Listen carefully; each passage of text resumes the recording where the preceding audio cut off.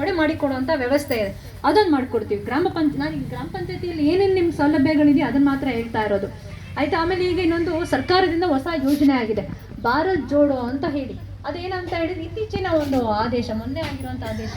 ಅದೇನು ಅಂದರೆ 16 ವರ್ಷ ಮೇಲ್ಪಟ್ಟಿಂದ 35 ವಯಸ್ಸಿನ ಯಾರೂ ಸಹ ಆಗ್ಬೋದು, ಹೆಣ್ಮಕ್ಳು ಇರ್ಬೋದು ಗಂಡು ಮಕ್ಳು ಇರ್ಬೋದು, ಯಾರೂ ಸಹ ಅದಕ್ಕೆ ನೀವು ಆನ್ಲೈನಲ್ಲಿ ಅರ್ಜಿ ಇದೆ, ನೀವು ಮಾಡಿಸಿ 4 ಜನನ ಇವತ್ತು ಕೂರಿಸ್ಕೊಂಡ್ಬಿಟ್ಟು, ಹೆಣ್ಮಕ್ಳು ಇರ್ಬೋದು ಗಂಡು ಮಕ್ಳು ಇರ್ಬೋದು, ಅದು ಓದ್ತಿರೋ ಮಕ್ಳು ಇರ್ಬೋದು, ಅವನ್ನ ಮಾಡಿಬಿಟ್ಟು ನನಗೆ ವಾಟ್ಸಪ್ ಮಾಡಬೇಕು ನೀವು, ಆಯಿತಾ. ಒಂದು ಕೊಡಿ, ಯಾರು 16 ವಯಸ್ಸಿನಿಂದ 35 ವಯಸ್ಸಿನವರೆಗೆ ಯಾರು ಮಹಿಳಾ ಸ್ವಸಹಾಯ ಸಂಘದಲ್ಲಿದ್ದೀರೋ ನೀವು ಒಂದಷ್ಟು ಜನ ಮಾಡಿಸಿ. ಇದಕ್ಕೆ ಇದು 10 ರೂಪಾಯಿ ಏನೋ ತೊಗೊಳುತ್ತೆ, ನಿಮ್ಮ ಇದರಿಂದಲೇ ಹೋಗುತ್ತೆ. ಸೆಲ್ಫಿ ತೊಗೊಂಡು ಕೊಡೋ ಅಂಥದ್ದು ಏನು ಮಾಡ್ತಾ ಇದ್ದಾರೆ, ಒಂದು ಸಂಘಟನೆತನ ಮಾಡಿಬಿಟ್ಟು ಅಲ್ಲಿ ಜನಕ್ಕೆ ಏನತ್ರ ಉದ್ಯೋಗ ಇಲ್ಲ ಅಂತಲೇ ಹೇಳ್ತಾರಲ್ಲ, ಗುಡಿ ಕೈಗಾರಿಕೆಗೋ ಮತ್ತೊಂದಕ್ಕೂ ಅನುಕೂಲ ಮಾಡಬೇಕು, ಯಾರೂ ಸಹ ವ್ಯರ್ಥವಾಗಿ ಸಮಯನ ವ್ಯರ್ಥ ಮಾಡಬಾರ್ದು ಅನ್ನೋ ಉದ್ದೇಶಕ್ಕಾಗಿ ಇದೊಂದು ಮಾಡಿರೋದು ಭಾರತ್ ಜೋಡೋ ಅಂತ ಹೇಳಿ.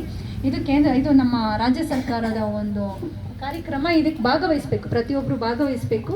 ಈಗ ನಿಮ್ಗೆ ಹೇಗೆ ಮಾಡ್ಬೋದು ಅಂತ ಯಾರಾದ್ರು ಯಂಗ್ಸ್ಟರ್ಸ್ಗಳಿದ್ರೆ 35 ವಯಸ್ಸಿನ ಕಡಿಮೆ ಇದ್ದರೆ ಅದನ್ನು ಮಾಡ್ಕೊಬೋದು. ನಿಮ್ದು ಬೇಕಾ ನಮ್ಮ ಇವ್ರನ್ನೇ ಮಾಡಿ, ವಯಸ್ಸು ಆಗಿದೆ ದಾಟ್ಬಿಟ್ಟಿದ್ದೀರಾ? ನೋಡಿ 35 ದಾಟ್ಬಿಟ್ಟಿದ್ದಾರಂತೆ. 35 ವಯಸ್ಸು ಅದೇ ತೊಗೊಳುತ್ತೆ, ಯಾಕೆಂದರೆ ಅದು ಆಧಾರ್ ಕಾರ್ಡ್ ಕೊಟ್ಟ ತಕ್ಷಣ ಅದೇ ಕೇಳ್ತಾ ಇದೆ 35 ವಯಸ್ಸು ಏನು ಅಂತ ಹೇಳಿ. ನೀವು ಅದ್ರಲ್ಲಿ ಮಾಡ್ಕೊಳ್ಳೋಕೆ ಅವಕಾಶ ಇದೆ, ಅದೊಂದು ಮಾಡ್ಕೊಬೋದು. ಇನ್ನು ಈ ಸುತ್ತು ಮಾಡಲಿಕ್ಕೆ ಈಗ ನಮ್ಮ ಗ್ರಾಮ ಪಂಚಾಯತಿಯಿಂದ ಈಗ ಸ್ವಲ್ಪ ಸಮಸ್ಯೆ ಇತ್ತು, ತಾಂತ್ರಿಕ ಸಮಸ್ಯೆ ಇದೆ, ಅದನ್ನು ಒಪ್ಕೊತೀವಿ. ಕಳೆದ ಹೋದ ನವೆಂಬರಿಂದ ಸಹ ನಮಗೆ ತಾಂತ್ರಿಕ ಸಮಸ್ಯೆ ಇದ್ದ ಕಾರಣ ಆಗಿರಲಿಲ್ಲ. ಈಗ ಅವಕಾಶ ಇದೆ, ದಯಮಾಡಿ ನಿಮ್ಮ ಒಂದು ಸಾರಿ ಪಂಚಾಯತಿಗೆ ಬಂದುಬಿಟ್ಟು ಕೇವಲ ಅಧಿಕಾರಿ ಅಂತ ಬರೋಕ್ಕೆ ಮುಂಚೆ ಫಸ್ಟ್ ನಿಮ್ಮ ಖಾತೆಗಳನ್ನ ಭದ್ರ ಮಾಡ್ಕೊಳ್ಳಿ, ಆಯಿತಾ. ಏನಾಗುತ್ತೆ, ತಾತನ ಹೆಸರಲ್ಲಿ ಇರುತ್ತೆ, ಮೊಮ್ಮಗ ಬರ್ತಾ ನನಗೆ ಬೇಕು ಅಂತ ಹೇಳಿ ಯಾವ ಆಧಾರದ ಮೇಲೆ ಕೊಡೋಣ, ಇವೆಲ್ಲ ಸಮಸ್ಯೆ ಆಗುತ್ತೆ. ದಯವಿಟ್ಟು ಬರ್ತೀರಾ ಒಂದು ಸಾರಿ ಕೂತ್ಕೊಂಡು ಕೂಲಂಕುಷವಾಗಿ ನೋಡ್ಕೊಳ್ಳಿ, ಯಾರ ಹೆಸರಲ್ಲಿ ಖಾತೆ ಇದೆ, ಎಷ್ಟಿದೆ, ನಮ್ಮ ಕಂದಾಯ ಎಷ್ಟಿದೆ. ಈಗ ಒಂದೇ ಸಾರಿ ಏನಾಗುತ್ತೆ, ಒಂದೇ ಸಾರಿ ಕಂದಾಯ ವಸೂಲಿ ಮಾಡೋಕ್ಕೆ ಬರ್ತೀವಿ ಅಂದ್ಕೊಳ್ಳಿ, 10,000 ಆಗ್ಬಿಟ್ಟಿರೋ ಕಟ್ಕೊಂಡೇ ಬಂದಿರಲ್ಲ ನೀವು. ಒಂದೇ ಸಾರಿ ನಾವು ಏಕಾಏಕ ಬಂದು ಕಟ್ಟಲೇಬೇಕು ಅಂತ ಕೂತ್ಕೊಂಡಾಗ ನಿಮ್ಗೇನು ಅನಿಸುತ್ತೆ, ಈ ಪಂಚಾಯತಿ ಮಾಡೋಕ್ಕೆ ಕೆಲಸ ಇಲ್ಲ, ಒಂದೇ ಸಾರಿ ಬಂದರೆ ಇಷ್ಟೊಂದು ವಸೂಲಿ ಮಾಡ್ತಾರೆ ಅನ್ನೋದು ನಿಮಗೆ ಬರುತ್ತೆ. ಅದೇ ನೀವು ಯಾವಾಗಲೂ ನಮ್ಮ ಹಕ್ಕು ಕರ್ತವ್ಯ ಅಂತ ಬಂದಾಗ ನಮ್ದೇನಿರುತ್ತೆ, ಕರ್ತವ್ಯ ಏನಿರುತ್ತೆ, ನಾವು ಕಂದಾಯ ಕಟ್ಟಬೇಕಾದ್ರೆ ನಮ್ಮ ಕರ್ತವ್ಯ. ನೀವು ಕಂದಾಯ ಕಟ್ಟಿದ ನಂತರದಲ್ಲಿ ನಮ್ಮನ್ನು ಹಕ್ಕು ಚಲಾಯಿಸಿ ಕೇಳ್ಬೋದು, ರೀ ಯಾಕೆ ಮಾಡಿದ ಪಿಡಿಯೋ ಕೆಲಸನ ಕೇಳೋಕ್ಕೆ ಅವಕಾಶ ಇರುತ್ತೆ. ನೀವು ದಯಮಾಡಿ ಖಾತೆಗಳನ್ನ ಭದ್ರ ಮಾಡ್ಕೊಳ್ಳಿ, ಯಾರ ಹೆಸರು ಇರುತ್ತೆ. ಈಗ ಕೆಲವು ತುಂಬ ಜನ ನಾವೀಗ ಬಂದಾಗಿಂದ 15 ದಿನ ನಾನು ನೋಡಿದ್ದೀನಿ, ತಾತನ ಹೆಸರಿರುತ್ತೆ ಖಾತೆ, ನಮಗೆ ಮಾಡಿಕೊಡಿ ಅಂತ ಕೇಳ್ತಾರೆ. ಏಕದಮ್ ಯಾರಿಗೂ ಸಹ ತಲೆಗಳನ್ನ ಬಿಟ್ಟು ಮಾಡ್ಲಿಕ್ಕಾಗಲ್ಲ, ಒಂದು ತಲೆಯಿಂದ ಒಂದು ತಲೆಗೆ ಬರಬೇಕೀಗ. ಆ ತಾತನ ಹೆಸರಿದ್ರೆ ಅವ್ರ ಮಗನ ಹೆಸರು ಬರಬೇಕು, ಮಗನಿಂದ ನಂತರದಲ್ಲಿ ಅವ್ರ ಮಕ್ಕಳಿಗೆ ಬರಬೇಕು, ಅವ್ರಿಗೆ ಹುಟ್ಟಿರುವಂಥ ಮಕ್ಕಳನ್ನ ಅಷ್ಟು ತೊಗೊತೀವಿ. ಪ್ರತಿಯೊಂದಕ್ಕೂ ಆನ್ಲೈನ್ ಆಗಿರೋ ಕಾರಣ ನೀವು ವಂಶವೃಕ್ಷ ತಂದರೂ ಸಹ ಆನ್ಲೈನಲ್ಲೇ ತರಬೇಕು ನೀವು. ಆಮೇಲೆ ಸಿ ಅನ್ನೋದನ್ನ ಕೇಳ್ತಾ ಇದ್ದೀವಿ, ನಿಮ್ಮ ಖಾತೆ ಯಾವುದ್ರ ಮೇಲೆ ನಿಂತಿದೆ ಅನ್ನೋದ್ರ ಮೇಲೆ ಅದು ನಿರ್ಧರಿತವಾಗಿರುತ್ತೆ. ದಯಮಾಡಿ ಎಲ್ಲರೂ ಈ ಹಳೆ ಖಾತೆಗಳನ್ನ ಬಿಟ್ಟು ಎಲ್ಲವೂ ಸಹ ನೀವು ಎಲ್ಲೇ ಹೋಗಲಿ ನಿಮಗೆ ಆನ್ಲೈನ್ ಖಾತೆಗಳೇ ಮುಖ್ಯ. ಅದ ಕಾರಣ ಭಾಳ ಸರಳವಾಗಿದೆ, ನಿಮಗೆ ಯಾರು ಅಷ್ಟಿಷ್ಟು ಅಂತ ದುಡ್ಡು ಏನು ಕೇಳೋದಿಲ್ಲ ಯಾರೂ ಸಹ. ಅದಕ್ಕೆ ನಿಗದಿತವಾಗಿರುತ್ತೆ ಇಷ್ಟು ಫೀಸ್ ಅಂತ, ನೀವು ಅಷ್ಟು ಕಟ್ಕೊಂಡ್ರೆ ಸಾಕು. ಅದು ಮಾಡೋಕ್ಕೂ ಮುಂಚೆ ನೀವು ಕಡ್ಡಾಯವಾಗಿ ನಿಮ್ಮ ಕಂದಾಯವನ್ನು ಕಟ್ಟಲೇಬೇಕು. ಕಂದಾಯ ಕಟ್ಟಿದ್ರಷ್ಟೇ ಮುಂದಕ್ಕೆ ಹೋಗೋದು. ಎಲ್ಲವೂ ಸಿಸ್ಟಮ್ ಆಗಿರೋ ಕಾರಣ, ಎಲ್ಲರ ಹತ್ರ ಇಂಥ ಮೊಬೈಲ್ ಇರೋ ಕಾರಣ ಪಟ್ ಅಂತ ಕೆಲಸಗಳಾಗ್ತಿದೆ. ನೀವು ಫಸ್ಟ್ ಪರಿಶೀಲನೆ ಮಾಡ್ಕೊಳ್ಳಿ, ಖಾತೆ ಯಾರ ಹೆಸರಿದೆ ಏನಿದೆ ಅಂತ ಹೇಳಿ. ಈಗ ನಾವು ಕೆಲವ್ರದ್ದು ಏನಾಗಿದೆ, ಜಾಬ್ ಕಾರ್ಡ್ಗಳು ಸಹ ಡಿಲೀಟ್ ಅಂದರೆ ಮರಣ ಹೊಂದಿರೋನ್ನ ನಾವು ಹೊರತುಪಡಿಸ್ತಾ ಇದ್ದೀವಿ. ಮರಣ ಹೊಂದಿರೋರ್ಗೆ ಅವಕಾಶ ಇರೋದಿಲ್ಲ. ಆಮೇಲೆ ಮನೆಯಲ್ಲೇ ಮಲಗಿರೋ ಕಡೆ ಇರುವಂತಹವ್ರನ್ನೂ ಸಹ ರದ್ದುಪಡಿಸ್ತಾ ಇದ್ದೀವಿ.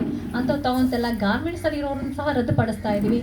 ಆಮೇಲೆ ಬೇರೆ ಕಡೆ ಎಲ್ಲ ಕೆಲಸ ಮಾಡ್ತಾ ಇದ್ದೀವಿ, ನಮ್ಗೆ ಅವಶ್ಯಕತೆ ಇಲ್ಲ ಅಂತ ಬರೆದು ಕೊಡ್ಬೇಕು ನೀವೇ. ನಾವು ಡಿಲೀಟ್ ಮಾಡಲ್ಲ ಅದನ್ನು, ನೀವು ಅವಶ್ಯಕತೆ ಇಲ್ಲ ಅಂತ ಬರೆದು ಕೊಟ್ಟರೆ ಮಾತ್ರ ನಾವು ಅದನ್ನು ಡಿಲೀಟ್ ಮಾಡುವಂತಹದ್ದು. ನನಗೆ ಬಂದಾಗ ಒಬ್ಬರು ಲೇಡಿ ಹೇಳ್ತಾ ಇದ್ರು, ಬಂದು ಬರ್ಸ್ಕೊಂಡು ಹೋಗ್ತೀರಿ ಏನೂ ತೊಗೊಳ್ಳಲ್ಲ ಅಂತ ಹೇಳ್ತಾ ಇದ್ರಿ. ನಮಗೆ ಇದನ್ನು ಕಾರ್ಯಕ್ರಮ ಮಾಡಲಿಕ್ಕೆ ಹೇಳಿದ್ದಾರೆ, ಆಯಿತಾ. ಕಾರ್ಯಕ್ರಮ ಮಾಡಲಿಕ್ಕೆ ಹೇಳಿದ್ದಾರೆ. ಇದಕ್ಕೆ ಸರ್ಕಾರ ನಿಗದಿತವಾಗಿ ಇಷ್ಟು ಅಂತ ನಮಗೆ ಹಣವನ್ನು ಕೊಡಬೇಕು. ಅವರು ಯಾಕೆ ನೀವು ನೋಡಿ, ನೀವು ನಿರ್ಲಕ್ಷ್ಯ ಮಾಡ್ತೀರಿ. ಈಗ ನೀವು ಇಷ್ಟೆಲ್ಲ ಕರೆದು ಕೇಳ್ತಾ ಇದ್ವಿ. ಈಗ ಏನು ಮಾಡಿದ್ದಾರೆ ನಮ್ಗೆ ಹೇಳಿದೆ, ಇದು ಕೇಂದ್ರ ಪುರಸ್ಕೃತ ಯೋಜನೆ ಆಗಿರೋ ಕಾರಣ ಅವ್ರು ಏನು ಮಾಡ್ತಾರೆ, ನಿಮ್ಮ ನಿರಾಸಕ್ತಿಯನ್ನು ಗಮನಿಸ್ತಾರೆ. ಈಗ ನೀವು ಕೊಡಲ್ಲ ಅಂತ ಅಂದ್ಕೊಳ್ಳಿ, ಪ್ರತಿ ಸಾರಿ ಏಕದಮ್ ಯಾವುದು ನಡೆಯಲ್ಲ ಜಗತ್ತಲ್ಲಿ. ಮರಳಿ ಯತ್ನವ ಮಾಡು ಅಂತ ಹೇಳಿ ಪ್ರಯತ್ನ ಇದ್ರಷ್ಟೇ ನಮ್ಮ ಯೋಜನೆಯನ್ನು ಒಂದು ಸಕ್ಸಸ್ ಮಾಡೋಕ್ಕೆ ಸಾಧ್ಯ ಇರೋದು. ನರೇಗಾ 2005ರಲ್ಲಿ ಬಂದಾಗ MG ನರೇಗಾ ಬಂದಾಗ ಏನಾಯಿತು, ಯಾರು ಇಂಥ ಪರಿ ಆಸಕ್ತಿ ವಹಿಸ್ಕೊಂಡಿರಲಿಲ್ಲ. ಆದರೆ ಆ ಒಂದು ಮಹಾತ್ಮ ಗಾಂಧಿ ರಾಷ್ಟ್ರೀಯ ಉದ್ಯೋಗ ಖಾತ್ರಿ ಎಷ್ಟು ಜನ ಅನುಕೂಲ ಆಯಿತು ಅಂದರೆ, ನೀವು ಹತ್ತು ಕಡೆ ಕೂತಿದ್ರಿ, ಸಿಮೆಂಟು ಯಾವುದರಿಂದ ಆಗಿರೋದು, ನರೇಗಾ ಯೋಜನೆಯಿಂದ ಆಗಿರೋದು, ಆಯಿತಾ. ಯಾವುದನ್ನು ಸಹ ಹೀಗೆ ಆಗಬೇಕು ಅಂತ ಹೇಳಿದ್ರೆ ನಡೆಯೋದಿಲ್ಲ. ಪ್ರತಿಯೊಂದಕ್ಕೂ ಸಹ ಒಂದು ಹಂತವಾಗಿ ನಡಿಬೇಕಾಗುತ್ತೆ. ವಿಚಾರಗಳೇ ಹಾಗೆ ಅಲ್ವಾ? ಮಗು ಹುಟ್ಟಿದ ತಕ್ಷಣ ತೆವಳಬೇಕು, ನಂತರದಲ್ಲಿ ಎಡಬೇಕು, ನಂತರದಲ್ಲಿ ಸರಾಗವಾಗಿ ನಡಿಬೇಕು. ಇದೇ ಜಗದ ನಿಯಮ. ಎಲ್ಲವೂ ಸಹ ಹಾಗೆ ಬಿಡಬೇಕು ಅಂತಂದ್ರೆ ಆಗೋದಿಲ್ಲ. ಯಾರು ನಿರಾಸಕ್ತಿ ಹೊಂದಬೇಡಿ. ಈ ಯೋಜನೆ ಬೇರೆ ಬೇರೆ ಕಡೆ ಒಂದು ಬರೋದು ಸ್ವಲ್ಪ ತಡ ಆಗ್ಬೋದು, ಬಂದೇ ಬರುತ್ತೆ. ಈಗ ಕೆಲವೊಂದು ಕಡೆ ಪ್ರಧಾನ ಮಂತ್ರಿ ಆವಾಸ್ ಯೋಜನೆ ಕೆಲವರಿಗೆ ಮನೆಗಳಾಗಿರ್ಬೋದು. ಆಗಿದೆ ಇಲ್ಲಿ ಪ್ರಧಾನ ಮಂತ್ರಿ ಆವಾಸ್ PMAY ಆಗಿದೆ, ಮನೆ ಇದೆ ಅಲ್ವಾ? ಅದು ನೋಡಿ ಏನ್ ಮಾಡಿದ್ರು, ಸರ್ಕಾರ 30,000 ಅಡ್ವಾನ್ಸ್ ಕೊಟ್ಟಿದ್ರು. ಯಾಕೆ ಕೊಟ್ಟರು ಗೊತ್ತಾ? ಇಲ್ಲಿ ಇಂದಲೇ ಇರ್ಬೋದು, ಕೆಲವೊಂದ್ ಕಡೆ ಬಡತನ ರೇಖೆಯಲ್ಲಿ ಕೆಳಗಡೆ ಇರುವಂತಹ ರಾಜ್ಯಗಳಲ್ಲಿ ಏನಾಗಿದೆ, 30,000 ಬಹಳ ದೊಡ್ಡ ಅಮೌಂಟ್, ಮೊತ್ತ ರೀ ಅದು. ನಿಮಗೇನು ಅನಿಸ್ತಾ ಇರ್ಬೋದು. ಈಗ ಏನ್ ಮಾಡುತ್ತೆ, ನಿಮಗೆ ಮನೆ ಕಟ್ಟಲಿಕ್ಕೆ ಸಹಾಯಧನ ಕೊಡ್ತಾ ಇರೋದು ಸರ್ಕಾರ. ನೀವು 10 ಲಕ್ಷ ಮನೆ ಕಟ್ಕೊಳ್ಳಿ, ಅದೇ ನಿಮಗೆ ಬಿಟ್ಟದ್ದು. ಆದ್ರೆ ನನ್ನದು ಅಂತ ಇಷ್ಟೊಂದು ಕೊಡ್ತಿದೀವಿ ಅಂದಾಗ ಆ ಮನೇನ ಕೆಲವರು ಏನ್ ಮಾಡಿದ್ದಾರೆ, 30,000 ತಗೊಂಡ್ಬಿಟ್ಟು ಆರಾಮಾಗಿ ಬಡ್ಡಿ ದುಡ್ಡಿಗೋ ಮತ್ತೊಂದಕ್ಕೋ ಮನ್ನ ಆಯ್ತು ಹೋಗಿ ಶಿವ ಅಂತ ಬಿಟ್ಟಿದ್ದೀರಿ. ಬಿಟ್ಕೊಂಬಿಡಿ. ನಿಮ್ಮ ಅಕೌಂಟಿಗೆ ಬಂದಿದ್ದ ದುಡ್ಡಿಗೆ ನೀವೇ ಜವಾಬ್ದಾರು. ಅದು ಒಂದು ಸಾರಿ ವಸೂಲಿ ಮಾಡಕ್ಕೆ ನಿಂತ್ಕೊಂಡ್ರೆ ತಗೊಂತಾರೆ. ಅವ್ರಿಗೆ ಗೊತ್ತು, ದುಡ್ಡು ಹಾಕಿರೋ ಅವನಿಗೆ ಹೆಂಗೆ ತಗೋಬೇಕು ಅಂತ ಗೊತ್ತಿರಲ್ವಾ? ಬಡ್ಡಿ ಸಹಿತ ವಸೂಲಿ ಮಾಡ್ತಾರೆ. ದಯಮಾಡಿ ಯಾರು ಮನೆಗಳನ್ನ ತಗೊಂಡು ಇದುವರೆಗೂ ಶುರು ಮಾಡಿಲ್ಲ, ಶುರು ಮಾಡಿ. ಈಗ ಒಟ್ಟೊಟ್ಟಿಗೆ ದುಡ್ಡು ಬರ್ತಾ ಇದೆ. ಎಲ್ಲಿಯೂ ಸಹ ನಿಮ್ ದುಡ್ಡು ಆಚೆ ಈಚೆ ಹೋಗ್ಬಾರ್ದು ಅಂತ ಸರ್ಕಾರ ಏನ್ ಮಾಡ್ತಿದ್ದಾರೆ, ಪ್ರತಿಯೊಂದು ಆಧಾರ್ ಕಾರ್ಡ್ ಲಿಂಕ್ ಮಾಡಿಕೊಟ್ಟಿದ್ದಾರೆ. ಈಗ ನಿಮಗೆ ಗೊತ್ತಿರೋದು, ಮಹಿಳೆನೇ ಅಲ್ಲಿ ಹೆಡ್ ಆಗಿರೋ ಕಾರಣ ಅವರಿಗೆ ಹೋಗುತ್ತೆ ದುಡ್ಡು. ನಿಮಗೆ ಆ ವಿಚಾರದಲ್ಲಿ ಏನು ಗೊಂದಲ ಇದ್ರೆ ನೀವು ಬಂದು ಗ್ರಾಮ ಪಂಚಾಯತಿ ಬಂದು ಕೇಳ್ಬೋದು ಏನಾಗಿದೆ ಅಂತ ಹೇಳಿ. ನಾವು ಖಂಡಿತವಾಗಿ ಅದ್ರ ಬಗ್ಗೆ ಮಾಹಿತಿ ಕೊಡ್ತೀವಿ. ಈಗ ಹೊಸ ಹೊಸ ವಿಚಾರಗಳು ಬರ್ತಾ ಇರೋ ಕಾರಣ ನಿಮಗೆ ಸರಹ ಹೇಳಿದ್ರು, ಇದು ಗ್ರಾಮ ಪಂಚಾಯತಿಲಿ ಸಿಗುವಂತಹದ್ದು. ಇನ್ನು ಕೆಲವರು ಕಂದಾಯ ಇಲಾಖೆ ಇವತ್ತು ಬಂದಿಲ್ಲ, ಇವತ್ತು ನಿಮಗೆ ಮಾಹಿತಿ ತಿಳಿಸ್ತಾ ಇದ್ದೀವಿ. ನಾಳೆ ಎಲ್ಲ ಇಲಾಖೆ ಕಡ್ಡಾಯವಾಗಿ ಬಂದೇ ಬರ್ತಾರೆ. ಎಲ್ಲ ಇಲಾಖೆ 17 ಇಲಾಖೆಯವರು ಇಲ್ಲಿ ಇರ್ತಾರೆ. ನಿಮಗೆ ಈಗ ನಾನು ಗ್ರಾಮ ಪಂಚಾಯತಿಲಿಂದ ನಾನು ಬಂದಿರ್ತೀನಿ, ನಿಮಗೆ ನೀವು ನನ್ನನ್ನು ಕೇಳೋದು ಗ್ರಾಮ ಪಂಚಾಯತಿಯಿಂದ ಈಗ ಆಗಿದೆ ಅಂತ ಹೇಳಿ. ಬೇರೆ ಇಲಾಖೆಯವ್ರು ಬರ್ತಾರೆ. ನಾಳೆ ಕಂದಾಯ ಇಲಾಖೆ, ನೀವು ರೆವಿನ್ಯೂ ಇಲಾಖೆ ಅಂತೀರಲ್ಲ, ಅವ್ರ ಕಡೆ ನೀವು ಕೇಳ್ಬೋದು, ಪೆನ್ಷನ್ ಬರ್ತಾ ಇದೆಯಾ, ನಿಮಗೆ ರೇಷನ್ ಕಾರ್ಡ್ ರದ್ದಾಗಿದೆಯಾ, ಆಮೇಲೆ ವೃದ್ಧಾಪ್ಯ ವೇತನ ಏನು ಬಂದಿದೆ, ಆಮೇಲೆ ಪಿನ್ಷನ್ ಇನ್ಯಾವ ಥರ ಇದಾಗಿದೆ, ನಿಮ್ಮ ನಿಮಗೆ ಗೊತ್ತಿರ್ಬೋದು ಮರಣ ಪತ್ರ ನಾವು ಗ್ರಾಮ ಪಂಚಾಯತಿಲೇ ಕೊಡ್ತಾ ಇದ್ದೀವಿ. ಅದ್ರದ್ದು ಸಮಸ್ಯೆ ಇಲ್ಲ. ಬಂದು ಅರ್ಜಿ ಹಾಕಿದ್ರೆ ನಿಮ್ಗೆ 2-3 ದಿನದಲ್ಲಿ ನಿಮ್ಮ ಕಡೆ ಬರ್ತಾ ಇದೆ. ನಮ್ಮ ಕಾರ್ಯದರ್ಶಿಗಳು ಅದ್ರ ಬಂದು ವಾದ ಮಾಡಿ ನಿಮ್ಗೆ ಕೊಡ್ತಾ ಇದೆ. ಮರಣ ಪತ್ರ ನಮ್ಮ ಕಡೆ ಇರುತ್ತೆ, ನಾವು ಕೊಡ್ತೀವಿ. ಇನ್ನು ನಿಮ್ಮ ಕಂದಾಯ ಇಲಾಖೆಯಲ್ಲಿ ನಿಮ್ಮ ಪಾಣಿ ಸಂಬಂಧಪಟ್ಟ ಹಾಗೆ ತಿದ್ದುಪಡಿ ಆಗಬೇಕಾಗಿರೋದು ಹಾಗೆ ವಿಭಾಗ ಆಗಬೇಕಾಗಿರೋದು ಮತ್ತೊಂದನ್ನು ನೀವು ಕಂದಾಯ ಇಲಾಖೆಯಲ್ಲಿ ಮಾಹಿತಿ ಕೊಡ್ತಾರೆ. ಅದು ಸಂಬಂಧಪಟ್ಟಂತಹ ಅವ್ರು ಬರ್ತಾರೆ, ನಿಮಗೆ ಮಾಹಿತಿಗಳನ್ನ ಕೊಡ್ತಾರೆ. ಹಾಗೆ ನೀರು ಮತ್ತು ನೈರ್ಮಲ್ಯ ಇಲಾಖೆಯವ್ರು ಬರ್ತಾರೆ, ಕುಡಿಯುವ ನೀರಿಗೆ ಸಂಬಂಧಪಟ್ಟ ಹಾಗೆ ಜೇಜೆಮ್ ಆಗಿಲ್ಲ ಮತ್ತೊಂದು ಅಂತಂದರೆ ನಾಳೆ ಸಂಬಂಧಪಟ್ಟ ಅಧಿಕಾರಿಗಳಿಗೆ ನೀವು ಕೇಳ್ಬೋದು. ಆಯಿತಾ?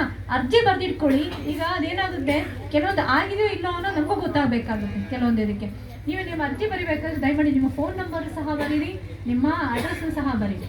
ಅಲ್ಲಿ ನಾಳೆ ನೀರಿಂದ ಆಗಿಲ್ಲ, ಈ ಥರ ಇಂಥ ಕಡೆ ನೀರು ಆಗಬೇಕು ಅಂದರೆ, ಈಗ ನಮ್ಮ ಗ್ರಾಮ ಪಂಚಾಯತಿಯಿಂದ ನಮ್ಮ ಬೋರಿಂದ ಏನು ಸದ್ಯ ನೀರು ಕೊಡ್ತಾ ಇದ್ದೀವಿ. ಮನ್ಮನೆ ಗಂಗೆ ಅಂತ ಬಂದಿರೋದು ನಲ್ ಜಲ್ ಯೋಜನೆಯಿಂದ. ಅಲ್ಲಿ ನಿಮ್ಮ ಇಲ್ಲಿ ಆಗಿದೆಯಾ ಕಾರ್ಯಕ್ರಮ? ಅದು ಆಗಿದೆಯಾ?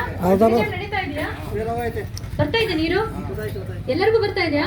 ಸಮೃದ್ಧವಾಗಿದೆಯಾ ನೀರು? ನೀರು ಸಮಸ್ಯೆ ಇಲ್ಲ. ಹೈದರಾಬಾದ್ ಆಗೈತಿ, ಹಳದಿತ್ತಲ್ಲ, ಅದಕ್ಕೆ ಕನೆಕ್ಷನ್ ಕೊಟ್ಟು ಏನೋ ಮಾಡೋ ಪ್ರಯತ್ನ ಮಾಡೋದು ಇನ್ನು ಆಗ್ಬೇಕು. ಇಲ್ಲಿ ನೋಡಿದ್ವಿ ಇವ್ರೆ, ನಮ್ಮಲ್ಲೆಲ್ಲ ಹಿಂಗೆ ಮಾಡಿರ್ಲಿಲ್ಲ. ನಾವು ಇಲ್ಲಿ ನೋಡಿದ್ದು ಹಳೆ ಪೈಪಿಗೆ